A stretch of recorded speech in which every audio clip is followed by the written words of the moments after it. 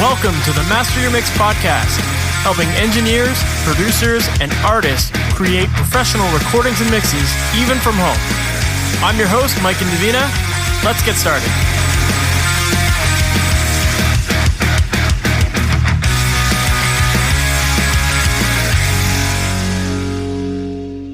Hey, welcome to the Master Your Mix podcast. My name is Mike and Davina, and thanks for hanging out with me today.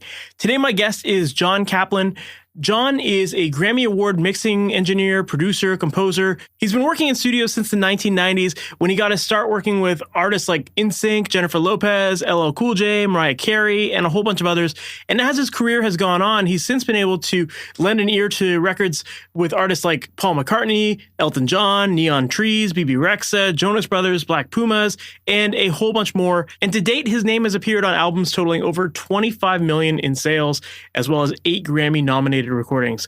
And this is a really great interview because Jon is very thorough with his answers, and he gives us a lot of great detail in terms of the types of equipment that he likes to use, plugins that he likes to use. But not only that, more importantly, I think one of the biggest takeaways from this episode is that Jon gets really into his problem-solving strategy and some of the things that he does when he's feeling stuck with a mix. You know, when he's not sure if there's instruments fighting each other or if the vocal's loud enough or this and that. Jon gets into all of those details inside of this episode. So with that said, I think you're going to get a ton of great stuff out of this one. So let's just jump right into it. Jon Kaplan, thank you so much for being on the Master Your Mix podcast. How's it going, man? It's good, man. Happy to be here. Awesome. For people who might not be familiar with you, can you give us a little bit of background on who you are, what you do, and ultimately how you got into mixing and music production? Sure. My name is Jon Kaplan. I'm primarily a mixer for the last, 10, 15 years, although I still do some production and have been a producer on and off different times. I was a dude who I was basically a musician my whole life. I was a bass player forever. I was in a million poorly named bands from, all over Long Island when I was a kid. And then ended up in a band. I kind of fell into a pretty good group of musicians, many of which have gone on to have great careers. From one band called Big Blue Squid that had a guy named Peter Levin was a keyboard player who's played for Greg Allman and Blind Boys Alabama, and he's in the place with the Highwomen, all those guys now, big like Nashville session guy. And Amy Helm was Levon Helm's daughter, Levon Helm from the band. So we were in a band and we ran into this other band called the Hatters that were a kind of cool band that I liked at the time. I ended up joining the Hatters, and we got signed to Atlantic Records, made a bunch of records, toured the country. And through it all, I kind of always loved playing. But, the live stuff just gets a little boring. It gets wore me out more or less, And I always wanted to be on the other side of the glass. I was always interested in the record-making process. I was always interested in the name of the guy who did it. And so eventually when the band ran its course, in probably 95, I guess we broke up, I started looking for jobs, and I kind of fell into a job at through a friend. I was doing a little session-based work in New York and just trying to figure out what to do. And I ended up at Right Track Recording, which was a really great studio on 48th Street in New York that, tons of big records were being made at. Metallica had just finished Load there, I guess. All like Mariah Carey's records and a lot of big hip-hop records. Tons and tons of big records. So I just got a job answering phones. It enabled me to I was a little older, and I always want to be a producer. I don't really see myself as engineering, because I saw it as more of a complicated thing, but I was basically stealing studio time at night and bringing in bands and just kind of learning on the go. And I, fortunately I had made records with the Hatters with some pretty great guys. I was able to ask questions, Mike Barbiero and Steve Thompson, who were huge guys. They mixed Metallica Black Album. They mixed Appetite for Destruction. They're, huge guys. So I was able to pick up a little interest. And then at Right Track, I was able to, pick the brains of Phil Ramone and Frank Filippetti, and ultimately a guy who became my mentor, Neil Dorfsman, who was a huge producer, engineer from the 80s. These guys have multiple Grammys. Neil has, I think, 4 Grammys. He produced Dire Straits' Brothers in Arms, which was the biggest selling album in British history at the time. That's the one with Money for Nothing on it and everything. And he produced Sting, Nothing Like the Sun. He recorded Springsteen, The River. And he was a friend first and then became a big mentor, and we worked together. And it just kind of slowly but surely found my way more in the recording side, the production side, and and kind of ultimately fell into. I did a lot of production. I ended up partnering with a guy named Pete Robinson, who was an A&R guy in New York as well. He had signed like Dave Matthews. He had a small studio that I kind of partnered with him in, and just developed some bands that we did a couple things that got picked up and released. And he always had little projects that, I got to work on. And through it, I ended up finding out like, I kind of can do this engineering stuff a little bit, And when you're learning alongside a guy like Neil Dorfsman, you're a moron if you can't pick that stuff. He's so good, and you get to ask direct questions of a guy that has just, he's a world-class guy. He's recorded in every great studio. He's worked with the best musicians. And you can really learn a lot. So again, ultimately, I started to pick up engineering skills. So then I was producing engineering and then producing engineering and mixing. And then while I never thought, I would never call myself a great engineer as far as like, this is a long answer. I'm rambling, but no, it's all good. I love this. As a great engineer, because I think you have to come up as an assistant. You got to put in the hours. I skipped a lot of little grades, sort of. I was like, I kind of know how to do this, and I know how to do this. So I was the guy. If something goes wrong, I kind of understand how to fix it, but I'm lost. It throws my game off. I can make things sound good, but if there's issues, I have a hard time resolving. Because I haven't just done the legwork as many hours of actual engineering. It gave me the aptitude to kind of understand how the sounds apply to my ears, which I was always good at. So I kind of hit on mixing early in that, it's a little less precious. You can take as long as you want to make it sound good in the mix. When you're in there recording, if you screw up and it doesn't sound good, you're stuck. You got a bunch of guys, you look like an idiot or you pretend you don't, but you have to fix it later. That energy always kind of stressed me out. The mix side, it's like, take your time, figure it out. That's my arc, basically. And, after a while, I pretty much exclusively, I liked the mixing game. It was like there was a lot more. It seemed like something you get paid well to do. Also, the volume of it, as opposed to I did a lot of projects working with bands that you could work on a project for 3 months and the band gets dropped or breaks up. You got paid, but like it means nothing to your career. Whereas essentially, you can mix a few songs a week, a bunch of different projects minimum. And all of a sudden, the years comes by and you've done 20 different things. Maybe one of those stands a chance of registering and getting you some attention, which is essentially the way I, started to get bites on some more, heavy duty projects. So that's a really good point. And I don't think anyone on the podcast has articulated that. But it's so true. It's like, often the recording process, people drop out all the time. I guess it happens with mixes too. Sometimes you'll finish a mix and then maybe a band breaks up before it gets released or something like that, right? Oh, 100%. But you spent a day or 2 days on that mix. And it used to be albums, but even an album still, it's 2 weeks. Whereas producing a record back in the day, with bands and studio time, you're working on that thing for months. You're committed for months. Absolutely. And when you're younger, you might not have the ability to pick the most likely, you're happy to be there, and the thing is not that much of a priority. So even if it's good, it comes out, it's not a priority. They try it at radio, it fails, it's over. Whereas mixing, you just do a million of them and you can get bites. Yeah, of course. And I think you also brought up a really good point too of how you were able to take that kind of big picture view of your career and say like, okay, I don't really enjoy this part, or, like this is the thing that I really enjoy the most. So I'm going to go double down on this. And I think that's a really important thing for people to think about as well. Like, a lot of people just are hungry to take on whatever gigs come their way, but at some point life is a journey. You can always switch, I think when you start to realize the older I get and the more with everything, if you start to eliminate things that give you negative energy, basically. And if you're stressed out about something, I was very driven. And New York's a very, coming up in New York it's a battle. Yeah. And it was great. It was a great time to be coming up in New York. There's a lot of great music being made. There was a lot of bands coming out of there. It was fertile and fun and amazing. I wouldn't change it. But it's hard. It is dog eat dog. And you feel so competitive. So you'll challenge yourself to get better, blah, blah, blah, blah. And I liked that part of it. But after a while, I was like, man, it's a lot.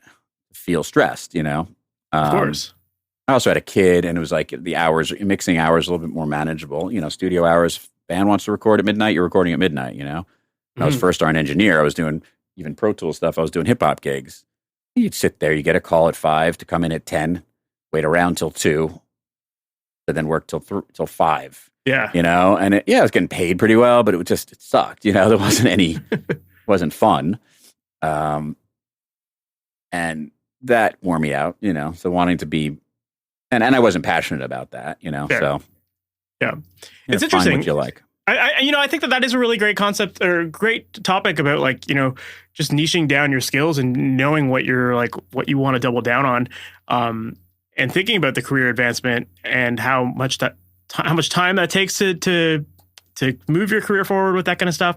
I'm curious to know, like, as far as, you were able to kind of narrow down to mixing, did it ever cross your mind of like niching down to a specific genre of music that you wanted to work on?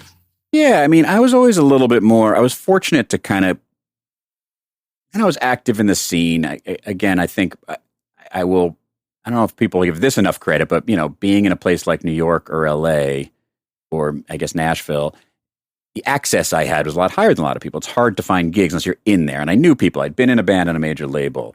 I grew up in that town. So, the amount of guys that you could kind of find opportunity, I had a lot of, nothing huge, a lot of little bites everywhere. So I kind of was of the take everything. That was always my mentality. If it comes in, you never know you're going to get a call again. Just take it. And I like a lot of different genres. In retrospect, I've watched it serve friends of mine very well to do that. I never did. And some of the stuff I liked the most maybe wasn't as popular. So a little bit, I was always trying to compete with the stuff that was selling records at the time, that was paying the most. And the difference of when I came up also was it was still this earlier record model where bands were getting signed to a record deal, which was 1, 2, 3 records. They're guaranteed to make those records. That is written into a contract. So this band could be done. The label might be done with them by record 2. They still got to finish record 3. Or they're doing a record. It's a lower budget. They're less tested. Maybe they'll pay Tom Lord Alge to mix the single. Somebody's got to mix these other songs. And the budgets were bigger. So even if I wasn't doing high profile stuff, I was still mixing 10 songs at a decent rate in a bulk. And so there was money, you could, it was I was never, I would say through my career, I've hit a lot of singles and doubles. I've never hit any, home runs really, but the singles and doubles were paying well. Now it's a harder thing to do because you do, in one way it's nice because you spread out quicker, but everything's a single or an EP or, and essentially there's a lot of money at the very top. And then there's not as much money on the lower level as far as like labels. They don't want to commit. They're releasing singles. They're releasing EPs. They're not going to spend a ton of money until the artist has proven themselves. It's a different model, which has kind of changed. It's changed the structure of it. I don't know that I would have made the same choice now as I would have then. I think now you kind of have to be a little bit more of a jack of all trades, I think. Or it's harder to not be. And most people I know are guys that were musicians, that were talented, became producers. Everyone learns to engineer. There's a learning curve. They suck at first. They start watching videos. They ask their friends. They get better. Do they ever get great? No, because I never got great because they weren't sitting there being mentored in a great recording studio. The only way to be great is to practice your craft at the highest level with the highest people. But you get good enough to get it done. You start doing your own mixing. You start watching videos, so on lower budget stuff, guys are working a lot of hours, but they are getting paid to produce, play some of the instruments, program, and mix it. And then if they're lucky, if there's a budget, they can farm up the mix, But I think without the broad skill set these days, it's really hard to get to the point of becoming a mixer, sort of, Yeah, that's true. Unless I think your aptitude is you love it and you can partner with a guy or people that you think are talented on the production side. And let me take over the mixing piece of that. Let me take over the mixing piece of that. And then, I guess the argument could be made that on one hand, with artists releasing fewer and fewer songs, it means that you're working, and hopefully you're working with more artists. Well, they're not releasing fewer songs. They're kind of releasing. They're releasing them just in smaller batches, I guess. Increments. Yeah. Yeah. But yeah. No. There's more. Look, there's more music being made than ever before, but a lot of that music doesn't have a budget attached. Where I was in a world where at least I was being hired by the labels to work on records, and even to make an indie record, it meant going to a recording studio. It meant someone had to drum up a budget. Fair, yes. Which you were getting paid. Yeah. For the studio and the time. Now people are doing it for next to nothing, and they can. And unfortunately, I think the work product suffers because you're getting a lot of I don't want to say untalented, but lack of experience people making the record. And you end up with a thing that they live with and they build And some great stuff comes out of that. But I do believe, you're hiring someone who's taken 2 lessons to do something that should take 50, Fair. More that happens more often. Yeah, I can see that for sure. Yeah. Yeah, definitely with everything becoming a lot more, with the budgets going down, people are farming out to, people who are less experienced, like you said, and maybe they don't have the... Oh, there's an app. You can do it at home now for nothing. If you own, Exactly. You can get in. It's great. It's amazing that it exists. I just think there's so much more that the pool of what's I would call quality is just smaller. Because, there's a ton of music out there. For sure. But you can make stuff sound great. We used to, when sampling first showed up, everyone had this one disc that people would pass around with the great samples. Now you buy, Logic or any of these programs, it comes with an amazing, you have a brain to put this stuff together, it's all sitting there for you. Absolutely. And the sounds are so good. And granted, they can be stock and, get into the same thing. But if you're creative, you can make stuff sound amazing with the tools you have today. Of course. So once you shifted over to mixing, like I'd love to dive a little bit more into your process there. How do you typically start a mix? Like, what's your mindset going into a brand new mix? Well, I always like to, again, part of, apropos to the earlier point, like a lot of them, everyone who's, for the most part, people who've been working on these productions have been living with them for a while, and they've really been honing the rough mix. So the rough is likely more often than not going to be, whether it's sonically, executed, like the levels, the point should be very clear. So I think spending a minute to listen and see, well, you can kind of tell quickly, is it well realized? If it is, what are they trying to express? What's there? What emotion is in there that needs to be kind of honored? Is it something where you kind of want to recreate what's there and just clean it up? Or is it something that needs a little love and creativity, try and listen to the song and really understand where would I put this song. And then you just start diving into the tracks, I get a lot of different kinds of productions. Some are really well executed. And then the work is less fixing and it's just mixing. But a lot of the time you get a thing that I'm going to spend half a day making this stuff sound like they intended it to sound, and either they don't have the ears to understand that yet, or the experience, or again, due to home recording, I think a lot of people, they're listening in environments that don't sound great and they can't hear some of the, the low end or so yeah, I kind of, I go through everything and assess what am I working with? And then I start to kind of color it as it makes sense. Generally I would say I get the vocal in early. Often I get like a wet stem and a dry stem. I decide if I want the wet stem, whether that's processing, that's just their treatment, or it's sometimes they've done a cool distortion thing I'd rather just live with the one they did that they're married to, other than recreate a different one, depending. Fair. Sometimes I'll kind of set up both worlds of their wet and my version, wait a while, keep A-Bing during the mix to see which one I like better. I'll get the vocal sounding, basically clean out any issues. The most time is spent on the vocal. I think I get a lot of the work I get is because people like the way their vocal sounds. I'm a big fan of using this RX stuff to eliminate mouth noises. I'll focus on the yesing. The yesing is like a real science. I think, especially with a lot of home recording, people have one mic or two mics. I was fortunate in the bigger budget world, we'd set up 10 $5,000 mics and try it on everybody, and each one fits a different person better. One of them, an SM7 ends up being the best mic sometimes, but not all the time. And a lot of people don't have great mic technique or understand that if you aim the mic differently, you'll get better S's and all that stuff. So spending time focusing on de-essing, very specific de-essing, and kind of just get the vocal so it's at a great start point. Like, this sounds great. I can now change this if I want to fit the record vibe-wise, but this sounds like a really well done. Get some compression, so just nice, impactful vocal. And then I more or less keep putting the vocal in, but then I just go to drums and start making them sound. I'll listen to individual ones, see how they marry.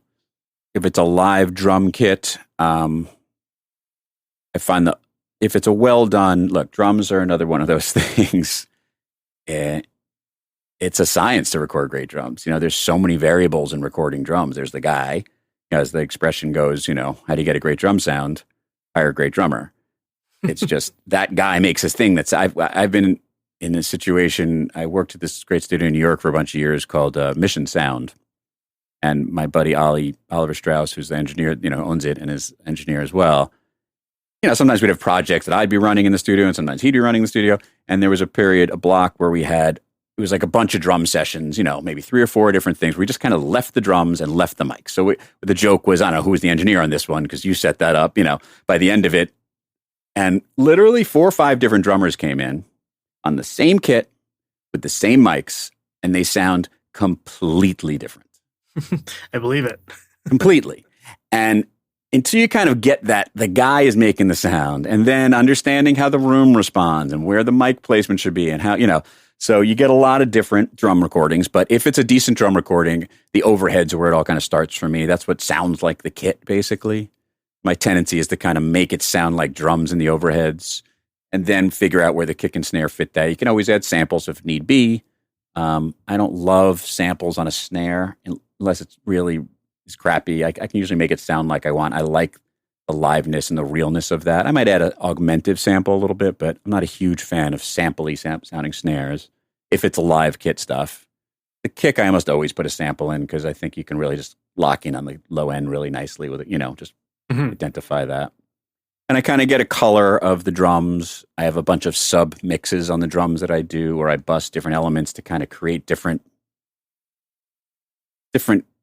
like a very, very tight compressed one, and then like a distorted one that I will kind of blend in and out. And I kind of create like a scene of these drums. And I'll use the same approach to programming, but, again, there's no that's more individual elements. And if they're well programmed, they fit together as a team really nicely. I would say like some of the main consistent issues I come across or thing. I don't know if I'm kind of jumping around. No, it's all good. It's good, helpful stuff. A lot of people, everything's very bright. They put a tambourine in, it's very bright. They put the hi-hats, are very bright. Everything is bright. So there's a lot of stuff that's competing for that top end. I spend a lot of time it's hard to pull away brightness in your brain. It's kind of like, you don't want to darken the tambourine, you don't want to make it dull. So I spend a lot of time kind of tuning the top end of drums, guitars, like where that all lies to marry with and complement the vocal, but still maintain excitement. You don't need a bright tambourine, a bright hi-hat, and a bright shaker. One of those is enough, Yeah. And it makes sense if you're starting off with your vocal in there first, then you've got that element that you want to be in the forefront, as the basis for everything else. Yeah, I mean, to me, the vocal is the entire point of this record. No one's going to tell you about the hi-hat sound. They're listening, people are reacting to this song because of the vocal and the drums, right? They're going to love the way that the impact and the vocal. And everything's important, but if the vocal doesn't sound good or get your energy or get your attention, there's no point, provided it's vocal music. If there's no vocal, you're in a different spot.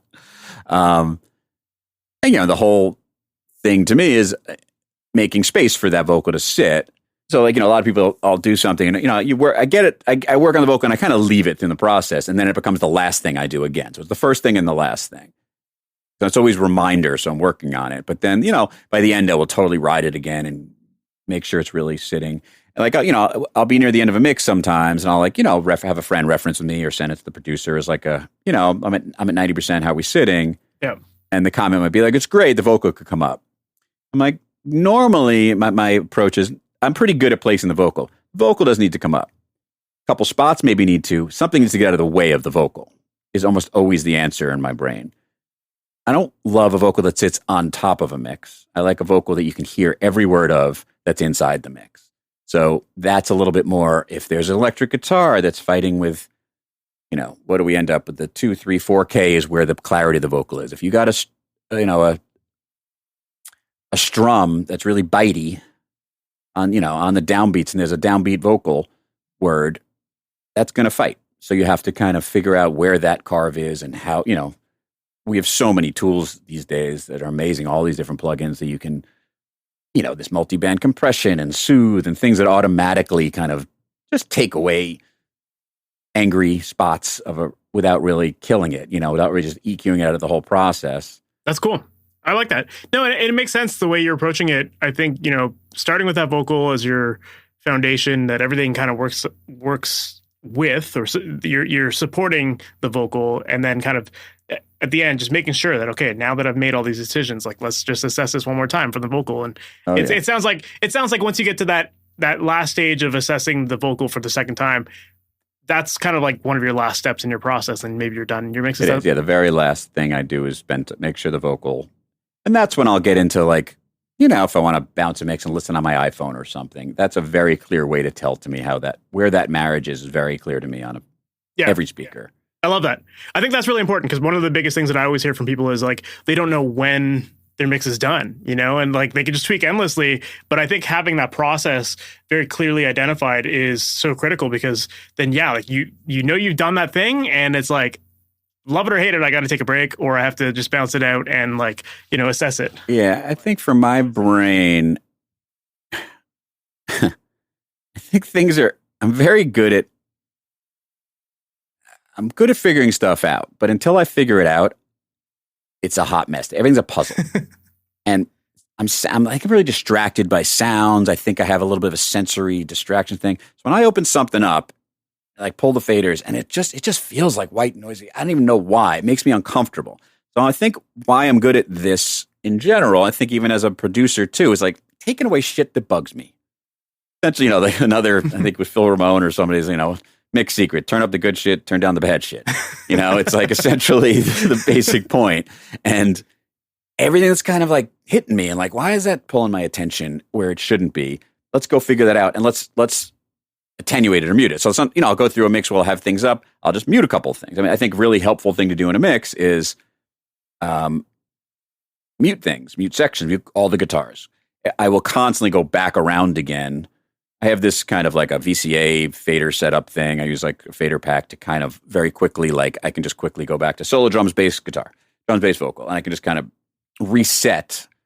It's like you get there and you start moving faders and everything's like, it was sounding good and now it isn't. Like, what happened, Mute those guitars. Like, sounds okay.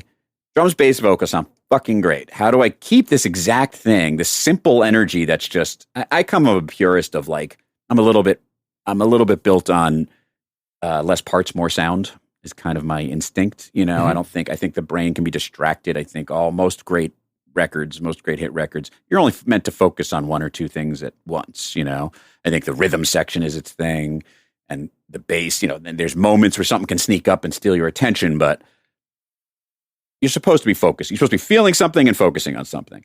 So if you can get it to feel great with just this foundational thing, you can keep enhancing, add lots of little flavors and colors. You can have 100 pads if they are continuing to add to like one sonic, energy or something. But a ton of moving parts can get distracting to me if the arrangement isn't outstanding. Yeah, that makes sense. So, I constantly will be muting, and then I'll even do I'll just solo some things. So if I know there's like this one project I'm working on. It's like a country thing that I'm helping produce and develop with a friend of mine.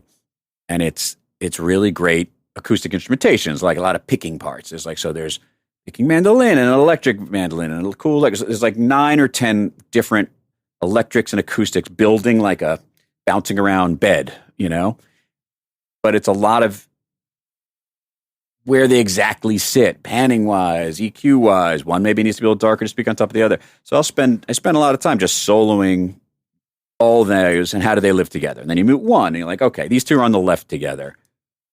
Minor tweaks, realize one is really speaking in 1K, 2K. Okay, let's not have 1K and 2K. Let's like that guy speak in 3 and 5K a little bit more. And just these subtle massages really kind of start to...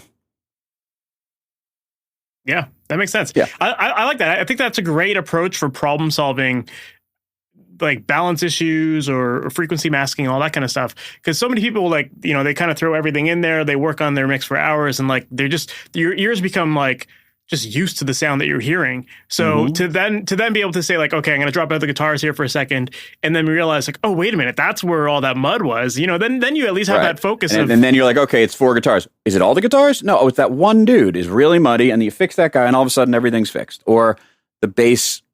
I love the bass, but it is fighting with that guitar note. Is it better on the guitar note to be carrying that, or is it better on the bass? So can I pull out some of the frequency that guitar, and just kind of looking at it that way. Yeah, it helps to recalibrate your ears for sure. So I love that. That's a great tip.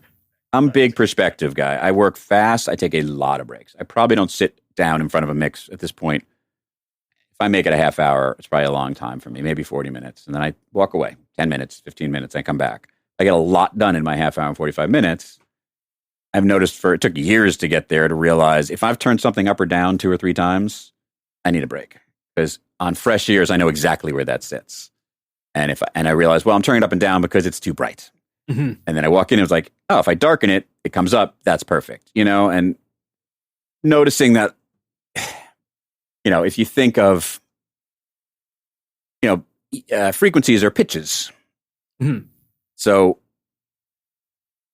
does everyone need to be singing that same high A? No. You kind of think of it as building chords with your EQ a little and constantly coming back and reassessing. I don't know. I always find value in it. And especially when you're learning to do it. Now I'm much quicker at understanding where the problem might be. I can solve it quickly. Yeah, makes sense. How long do you think it roughly takes you to finish a mix on average? Again, if it came in well, I'm pretty much like I spend a day on it and I like to finish in the morning guy. I like to come in fresh. So maybe I'll listen on the earpods at night or first thing on the way back from the gym or something. I generally spend a day on them. It depends on what it is, if it's well done. But if it's a lot of tracks and it wasn't really that well recorded, I might have to spend a half day cleaning it all up and making it sound right to me, which then burns me out on it too. So I got to come in as a fresh take. So it can take, if it's a complicated mix, it can take a couple days, but I shoot for a day a mix. That's cool.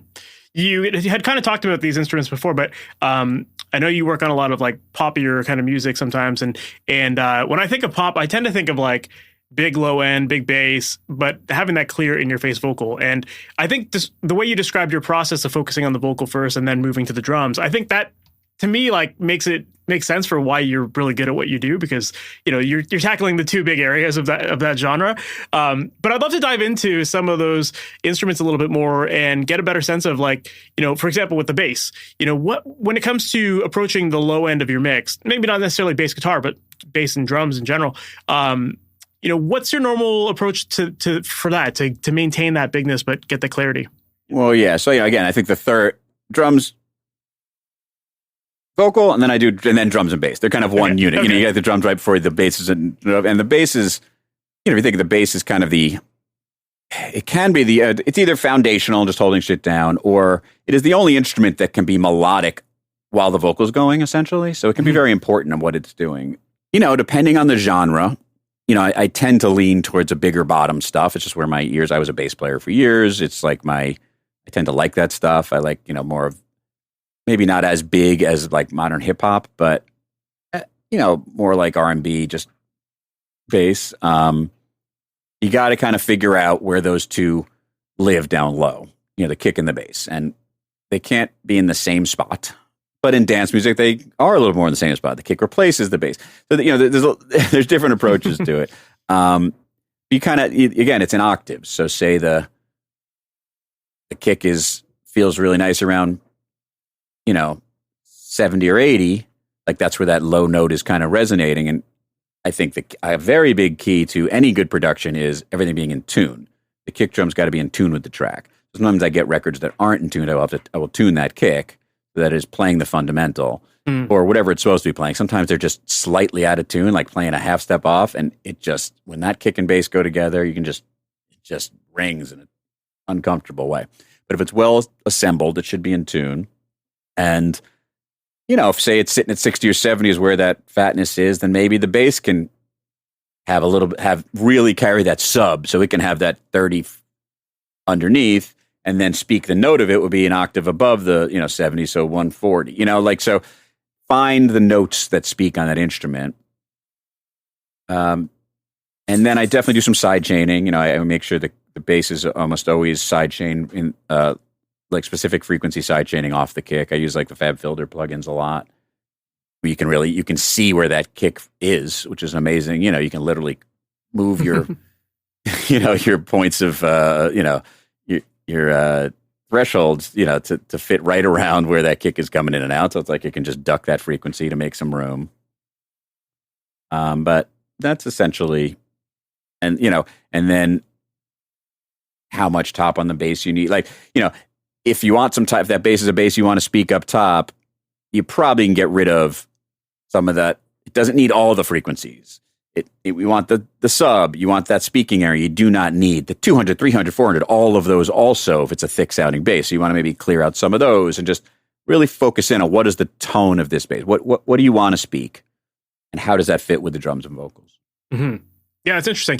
I was going to ask you about that because I feel like a lot of people do think of bass as just like a low frequency thing. But obviously, that's like sub bass. There's sub bass, yeah. There's bass, and then there's, that's why a lot of guys on synthy, more pop stuff, there's usually a sub bass. You get like multiple tracks. You get a sub bass, you'll get a regular bass, maybe a live bass or whatever, and then you'll get often like in the chorus a stereo saturated synth thing, right? Now, if they all have a ton of low end, it's probably gonna be a lot of low end. So I will probably filter out some of it on the wide synth one. So, they're not all in the same zone. You're kind of using different elements to cover that frequency range that we're calling bass, Yeah, you're slotting everything in its own spot. Do you find you ever like distort bass to make it work on smaller speakers or anything like that? Or yeah, I kind of think I lean toward just distorting things. I don't know that I aim for the smaller speaker purpose, but yeah, there'll be a time. Usually I kind of mix in a way that everything has some aggression and energy to it. I try and have it, but I will notice sometimes when I listen on the, like an iPhone or whatever out of the speaker that I'm not really hearing the bass. Sometimes what's curious, I'm always amazed, it doesn't have any top end, yet you can really feel a thick bass holding it down, even if you don't hear it. And there is a way that translates as well. So depending on what I'm getting off that, I will sometimes go back and add a little bit more edge or, focus distortion.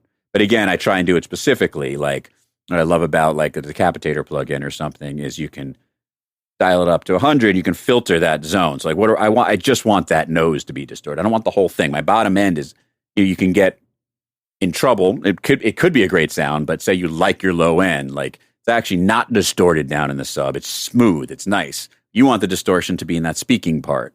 So I'll go all the way up on my mix. I'll find this zone of distortion I like, and then I'll mix that back in. So it's really just happening up in the 1K or the 2K, wherever you want that to kind of speak. I'm also I A/B constantly. I am constantly adjusting. I think a lot of plugins, by default, they add gain. They're trying to sell you on the plugin. Of course. So no matter what it is, you put that thing in, it always sounds better because it's adding bottom and it's adding gain, always. So I'm a big level, I pull back the output of the plugin when it's engaged. I get levels matched really clearly. So I'm like, is this doing what I think it is, or is it just making it louder? And I spend a lot of time trying it, turning it off, turning it off, like, before I settle on it. And I have a bunch of like different, I don't know, presets, but worlds I can go to real quick. My assistant will usually give me a setup where there's a few plugins on the bass ready to go. And I can, it's for the same idea of adding edge or distortion. Certain amps work better than others. And, for doing this long enough, I tend to have like I lean in for better or worse, I have something in my head, then I go get it. I'm not like a find it guy, so you might not like it. I will get something I like. Then it'll just be a taste thing. It'll be sonically, if you don't like the mix, it might not be your taste or style. That said, you can explain the taste or style that you want it to be. I can get that in my head and go get it for you. Like I kind of lean with my inner ears first, I guess. Yeah, it makes sense. So if I'm hearing something, I'm like, oh, this could use this. I generally know which plugin I want to get it from, and I can just go to it, Yeah, for sure. Do you mix with a subwoofer? I do. You do? Yeah. Okay. How essential do you think that is for people for getting that low end? Okay. Very essential. But the most essential part of any of it is the room. Because if your room is whack, which low end is whack in almost every room, you're in a square room. You've got a lot of stuff around that room. Square is tough, because bouncing off. I mean, you're handling the high end really nicely. Who knows what the bass is doing? Like it is the hardest thing to manage in a room. And I fell into this room, and we moved to this house, and it was like a converted garage. I was like, I was in a rush, so I was going to set stuff up, and it sounded good to me. And I said it to a buddy of mine. I was like, "How's the low end?" My manager, he's like, "Sounds great." I'm like, "Okay, cool." So like, I was lucky, but even then, I was here for a couple of years before I realized something was a little off. I was talking to a mastering friend of mine, like, getting it back. I was like, I wasn't hearing 80 as well as I thought I was. So I moved the speakers. Like it takes a long time to really tune the room, and I think but this day and age, you need sub energy. And you can get on headphones too sometimes. I mean, I'll spend time recently, because everything I listen to that's outside the room, I listen to on my AirPods, AirPod Pros, or the little ones, or sometimes the bigger ones.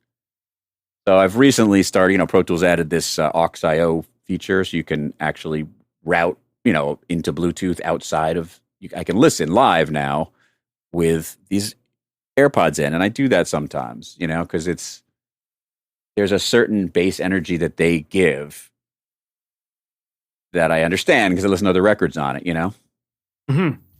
So I do think some of these headphones are generating, it's artificial, it's hyped, but it's what we're listening to. So you can learn if it's bassy enough or not enough bass. I mean, most of my mixes are being approved by a guy listening to AirPod, right? Fair. That's true. No, it's definitely good to have a couple references to check it out. I mean, it's like Atmos mixing. I started doing some Atmos mixing. I have a couple of friends. One friend of mine who has this, he bought all the stuff and he's got 9 speakers, and he even admitted, is like, the only person who's ever listened to this Atmos mix in a room like this is you. Every other Atmos person is listening to it on these 2 sets of headphones. That's the only world. So I've been mixing on the headphones and it's translating, and everyone, I'll check it in the bigger rooms, but it's like, why would you mix in a place where no one's listening to it at? You know what I mean? It's so true. That's like definitely been one of the big debates on this podcast when it comes to Atmos is like, how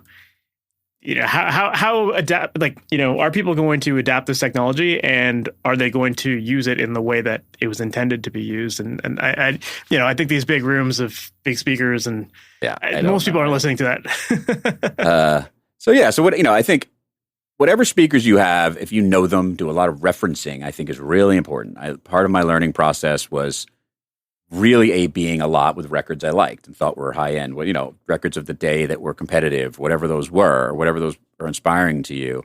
You got to make sure you're an honest A-Bing setup. There's a couple, I mix with a summing mixer, so I can like solo my mix and solo a mix inside, and they're both coming out of the same output, and they're not running through my stereo bus stuff, essentially. Gotcha. If you import your mix in, then it's running through your stereo bus stuff and a lot of this stuff. But there's a lot of plugins, I forget what they're called. Yeah, Metric AB is a great one for that. That's something I use all the time. So yeah, but I think, and level matching to make sure, I use that. That was very helpful to me in learning balances. Like I would A-B, like back and forth. I'm going to see, all right, the snares are the same level right now in my mix as theirs.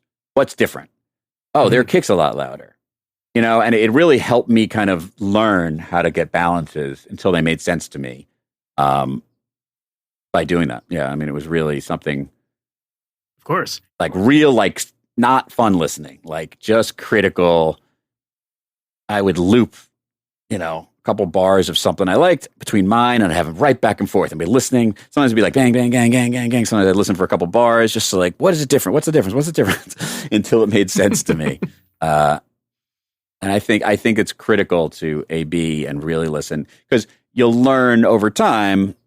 What's funny is you'll convince yourself it sounds as good as some of these pro mixes, and then you come back to them a year later and you're like, wow, I suck. It doesn't sound anything like I thought it sounded, because your ears learn the next notch of things, and the next, it takes a while to grow into your ears. Yeah. But I think that this is another great tip that you're sharing here in terms of the problem solving side of things when it comes to your mixes. It's like, by listening to these references, it's allowing you to identify those differences between, why does this kick sound different than that one? Yeah, it's really hard to not, there's apples and oranges a lot of the time. So if you can get it as apples to apples as you can, which is gain matching, it's really important with those plugins, with everything. I'm constantly gain matching. And I do a lot of work on the stereo bus. I'm a big part of it is, I came up on consoles and outboard gear and tape and stuff like that. I was kind of the end of that in the beginning of the Pro Tools world. Inherently, digital doesn't sound like anything. It sounds clean, So there's a million ways to add saturation or whatever. There's a million EQs. There's a million things that emulate the old stuff. Brand new things, clipping, a million ways to color something or to glue it. So I will have I have a ton of stuff on my stereo bus that I'm constantly turning on and off, A-Bing, adjusting, I try and get the mix sounding pretty good before that begins. But sometimes it goes on early and I just kind of mix into it. And And if I realize at some point things are feeling a little off, maybe I start fresh and realize, oh, maybe I've been depending on this stereo bus too much. If I take this EQ off, the whole thing feels really muddy.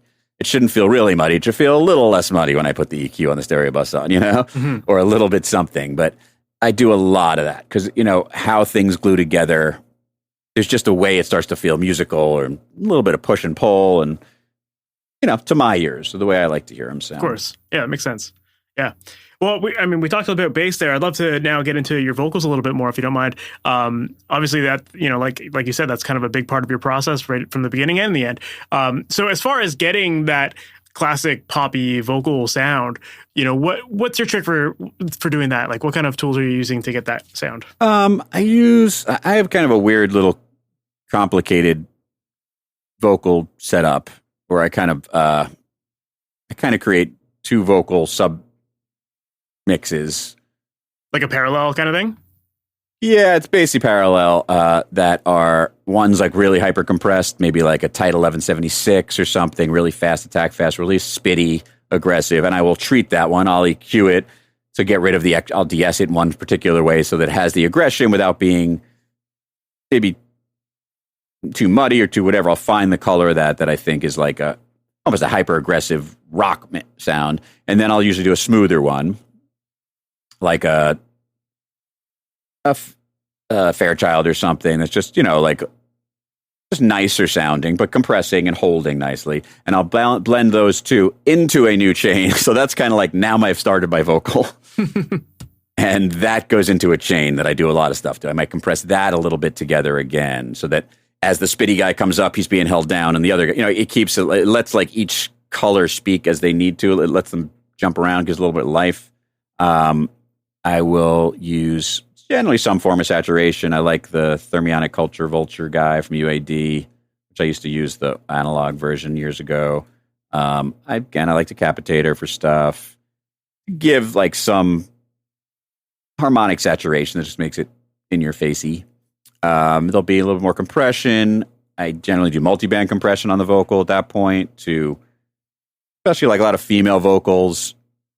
There's little mic proximity. So when they're singing low, it can be really kind of murky, but when they go high, there's not a lot to support it. So you want those frequencies back. So I'll find like the O of a vocal and try and get that under control. And what else do I do? Definitely a lot of de-essing, a lot of specific de-esses. I find, you realize that S's they're all notes. And if some of them whistle more than others, and sometimes they whistle out of tune because they are a note. And there's lots of different S's. There's sh, there's S, there's sting, there's sad. They all have a different spot. So depending on where that person sits, I will focus on kind of trying to get those under control without being lispy. Are you using a tool like RX for that kind of stuff? No, I do it. I don't like to commit it as much. Sometimes I do. I get very specific. So sometimes I get it in audio suite specific spots if the person really has an issue. I use Fab Filter De-esser a couple instances, and I still like that Waves, the old school that's just called De-esser. Yeah, that's my favorite for sure. It just ends. I just put kind of like it's a nice just cap on the end, and then I like Soothe a lot. Soothe is just an incredible plugin that I find that helps tame. So there'll be a lot of different ones in there because again, a lot of vocals come in very bright and very harsh, and then you add distortion, and they get harsher. I like so if you can control the S's, then you can like really boost air up top. You can crank 12K or 16K, so the vocal has a sheen on top, but you're not also throwing those S's up there. So you want to get those like under control so that the non-consonants can be nice and shiny, depending. That's in a pop sense. And then, just different effects. A lot of times, a lot of the pop records come in, they've worked on these rough mixes, and they're printing effects. So whether you use them or not, I tend to start with them because they've been living with it. They made a choice. Sometimes you realize when you work with the producers multiple times, they use the same ones every time. So it's not much of a choice. It's like it's easy. It's a laziness, or like, oh, that sounds good, and that's okay too. But I'll look at those effects and see where because now that I've cleaned this vocal up, right? They printed those effects off of a vocal that maybe had too much brightness or nose to it or whatever. So I'll EQ maybe those returns and see how those fit. Otherwise, I have a bunch of, I almost always use some kind of vocal spreader. Like I used to use the old Eventide Harmonix H3000 back in the day. And the, what's it called? Sound Toys pitch, whatever their thing is called. Little micro shift or whatever it's called. There's micro shift and little micro shift. They do. I have a setting that I kind of modeled after a setting I used to use back that, I don't know, like got passed down from like Andy Wallace or something. I don't know, someone, back when I was learning, it was the setting. It sounded great. It's kind of the thing that you don't hear it. You turn it up until you hear it and you turn it down a little bit. And then if you mute it, it just doesn't sound as good, but you don't really know it's in there. It just spreads the vocal. Yeah. I find I use a lot of subtle slap. It just keeps exciting, even if it's not that loud. I mean, you can use slap as a real effect too, but even if you're not really knowing that it's there, it lets a little linger after the consonants, a little bit of, gives a little sparkle. And I'll just do different. I tend not to use a lot of reverbs. There's a lot of reverb in music today. And I like indie pop has a ton of reverb.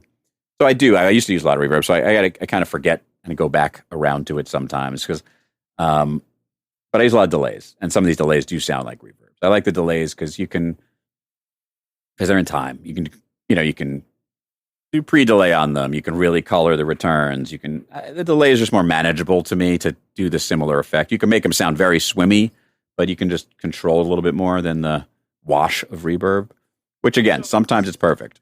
You still have that perception of the depth there. Yeah, I tend to lean towards a lot of clarity and things really having its space. The stuff I like the most is the stuff the stuff I was initially inspired by the most. I mean, it's ironic. Some of my favorite records before I thought about doing this for a job sound like crap, but they're great. Old Stones records or whatever, but the ones that I kind of wanted to sound like they're great productions where everything sits exactly where it should and you can hear everything. It's just very well assembled, like a song like Hella Good by No Doubt. I still reference that. It still sounds, it could have been released today, that record. It is so well executed. The production's incredible. The mix is incredible. Everything's incredible about it. And everything sits. I mean, if you listen to like the bass management on that, there's like 3 bass sources, all speaking on their own. There's a million little colors. Nothing steps on anything else. Again, it's a great arrangement. It's a great production. But the execution in the mix is phenomenal. So I tend to lean towards that. And delays enable you to be a little bit more controlled. Like I'll do specific reverbs on individual elements, like cool guitars. I'll put some springs on, and I tend to put my effects like that monoed with the element, so they're not smearing the whole mix. Gotcha. They're like, again, records I grew up on, like, Roxy Music Avalon and, Bob Clearmountain records and the 80s records that were they're very clean. Some of those can sound dated, but you can still bring that aesthetic into today, and it still applies in a lot of places, is that, everything. I like individuality that sums together as opposed to like a wash generally. Yeah, some people like to take the approach of mixing as if everyone's in the same room and you all share the same reverb and that kind of thing. Yeah, and some projects are like that. Some records, I've worked on a few records. I did the Black Pumas, bunch of mixes for them that totally is like that. And that's the way and look, a lot of that was printed. Adrian did a killer job. The producer, he's the guitar player in the band as well and co-songwriter. He was very old school approach, and he printed a lot of those he's got a bunch of old gear in his place, printed some old slap and spring reverbs, and it was awesome. So all I was doing was reassembling that and cleaning it up a little bit, but that can be great. I love that too.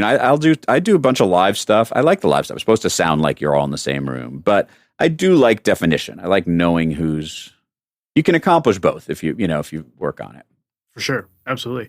Well, it's funny you brought up Black Pumas because that's definitely a band of yours that I love the sound of those records, man. Like they sound incredible. And yeah, I mean, I can take very little credit. I mean, it's mixing a thing that was very much what it was, and I think I did a great job, shining up the stuff I did. I mean, I basically did the radio singles for that, but they executed their vision. Again, how do you get a great drum sound, hire a great drummer? How do you get a great mix? Get a great production. I mean, almost every mix you love was likely a great production. You can hear sometimes that it wasn't a great production. The guy did a great job. And sometimes I'm prouder of the ones I know that I was like, that sounds great. And I know how much work I had to do to get there. And it makes me proud that I did it. I would have rather it came in sounding great. I have to work as hard, but some of them you put up faders and it already sounds good. And no one's going to be that crazy about it. Like the rough mixes, if you release that, it's fine. Master it. Yes, I made it better. Yes, I shined it. Yes, I, made the vocal speak. Yes, the bottom end kicks a little bit more, whatever. But, getting it right on the front side is really, as a producer, is killer, But then as a mixer, you never know what you're getting. You got to kind of learn. And I think that speaks to knowing what a great production is, helps as a mixer in that you can kind of understand what's wrong and try and sort of produce in the mix by cleaning, by making better choices, by muting things, but For sure. Well, one of the things about the Black Pumas records that I really like is just like the tone overall. There's like this saturation that applies to the whole mix that I just love how well that has been executed. I don't know if that's something that you would have added in the mixing stage or if that's something they would have baked in. Yeah. I mean, I added, but again, I think you find it there's album versions and there's my single mixes and they sound a little different, but essentially that style he was using tape. It was very analog. It was done very analog, and he was very meticulous about the choices going in. Yeah, you had mentioned that you sometimes will use saturation with like your bass or your vocals. I use it a lot. I use it on everything. I'm happy to use saturation on. But again, if sound comes in, I've been fortunate enough to work under great guys with great engineers, great drummers, great guitar players, and when it's really, there's a lot of good guitars. Not a great guitar. And when it comes in and it's distorted, it sounds right. The guy plays it. It's like, I don't need to add anything, or a bass. Like, I'm a bass player. I'm a good bass player. I used to be a very good bass player. I don't play all the time anymore. I was never a great session guy. I didn't have my tone game on. I was doing lots of stuff. When I hire a guy like Jack Daly, he just understands his instrument so well, he starts playing. It just sounds big. It just sounds so much better. I played on this record that I've been working on because it was like, kind of necessary. And the parts I played are great. And, I love what I did. It sounds okay. I had to work hard in the mix to make it sit because I got one bass that I like, great bass, but it's maybe not the right call for everything. I'm using not real amps. And so the variability is over there. And my buddy, John Lardieri played on another record and he's just better bass. He's just more evolved bass player than me and came in sounding so much better than mine. I had to work so much less on making his fit, just because he's been honing that skill for longer, and continuing at it. Yeah, absolutely. And I think so the more you can get, so I'll add saturation to a guitar if it needs it because it didn't have enough going in, it needed to be. I get a lot of home recordings that guys are pretty good. The musical ideas are good, but they're not 10 years of experience recording, the guys they came up under and even myself, we had 10 different amps. We'd move mics, it was just a different experience level to train your ear to know, oh, this should sound like this. Because that's what I know how to get that, or it doesn't sound as good as that. Why is that? Oh, I don't know, move mics. So then when I get the home done with some fake amp, it sounds okay. I got to put some work in to make it sound like it. If we were in a studio and hey, let's take 5 minutes and tweak this sound going in. Like, it sounds cool. What if we messed around with the sound a bit more before we recorded instead of, okay, the part's done. That's the sound I have. So it's a little bit more forethought.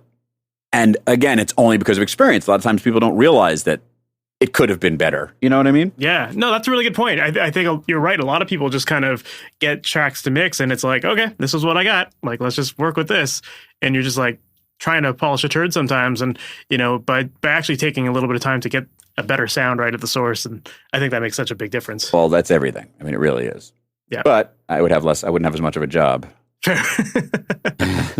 Well, speaking of saturation, I'm curious to know, like, when it comes to applying saturation to your mixes, how do you gauge like when you have enough saturation or maybe when you have too much? Like, how do you fit that saturation in perfectly?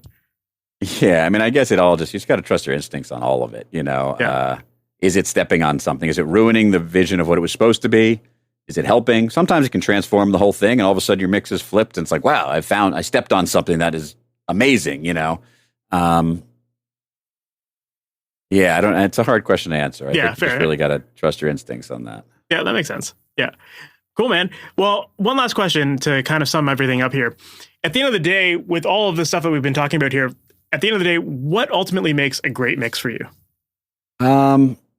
It's funny. I just think it's whether you listen to that and you enjoy the story listening. You can get into the technical aspects, and I think we are always working on that. You want it to have, great big bottom, great, clarity in the vocal and shine up top and everything be dramatic. But if you're not enjoying listening to it, and if you're not being taken by this vocal, it's just not a great mix. So it's making sure that the emotion and the message of the song, because it's nothing without a song, right? Mm-hmm. Mix is it can be a very important part of it, but you don't have a song and a great singer, who cares, and remembering that, I think.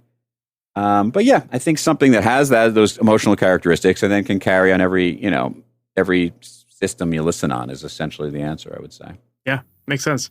Well, right on, John. Thank you so much for taking the time to do this. I really appreciate it. Yeah, man. If people want to learn more about you or potentially even hire you, that kind of thing, what's the best way for them to do that? You can go to my website, which is afkmix.com, I believe. I think I changed it recently. I think that's what it is. Yeah, I'm pretty sure that's what it is. I'll put it in the show notes too, so people have that. It's jfkmix.com. You can get in touch with my manager through there, whatever. But Yeah. Awesome, man. Well, I really appreciate this. Thank you so much. Sure thing, man. So that was my interview with Jon Kaplan, and I really enjoyed that. I thought it was really great getting some insight into his process. I loved what he was talking about when it came to things like the low end, and I thought it was very cool to hear him talking about how he likes to tune kick drums to match the key of the song. That's something you don't hear a lot of people talk about doing, so I thought it was really cool to get some insight into that. And if you've ever heard any of Jon's mixes, you'll know that the low end feels really big, really clear, and it makes sense when you hear his process for how he approaches things and how meticulous he is about making sure that everything has its own space within the mix. I think it makes a lot of sense, and it's really the reason why his mixes sound so great. So yeah, I definitely really enjoyed learning a lot about that. And I also thought it was really great to hear more about his process for problem solving throughout the mixing process. I loved what he shared about how he'll mute mix groups to help identify which instruments are causing problems in a mix. I think that is such a great exercise to go through. And if you're ever feeling like your mix is just sounding muddy or whatever, but you're not quite sure exactly what's causing that problem, I would highly recommend that you try this exercise out. And yeah, just start muting things. And very quickly, you're going to find when you land on the right instrument group that is causing the problems in your mix is going to sound so much clearer, and it's going to give you so much more focus in terms of where to put your energy to focus on getting even more clarity in your tracks and which tracks you need to EQ, which ones you need to add processing to or take away processing, that kind of stuff. So, this is really kind of just a way of honing in on the problems in your mix so that you can get stuff done faster and not just guess, right? It's all about giving you the clarity that you need. So yeah, I really enjoyed everything that Jon shared here today, and I definitely recommend that you try out a lot of these ideas because they're definitely going to help you.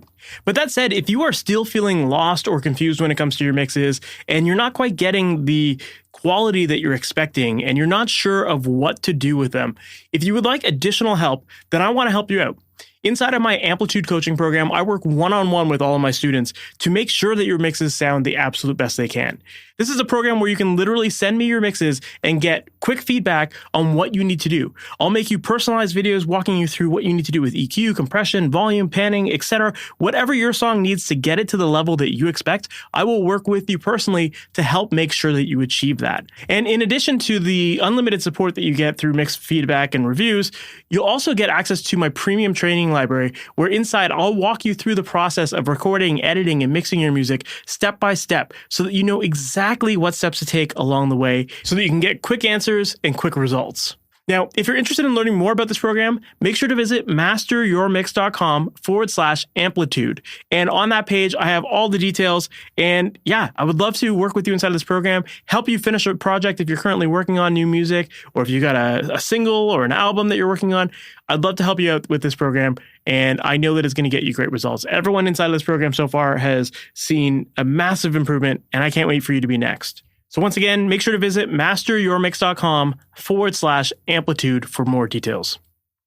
So with that said, we have reached the end of this episode. Thank you so much for sticking around, and I can't wait to chat with you in the next one. We'll talk soon. Have a good one. Thanks for listening to the Master Your Mix podcast. To have your questions answered, submit your questions to questions@masteryourmix.com. Please go to iTunes and subscribe and leave a review. And for more information on how you can improve your mixes, visit MasterYourMix.com.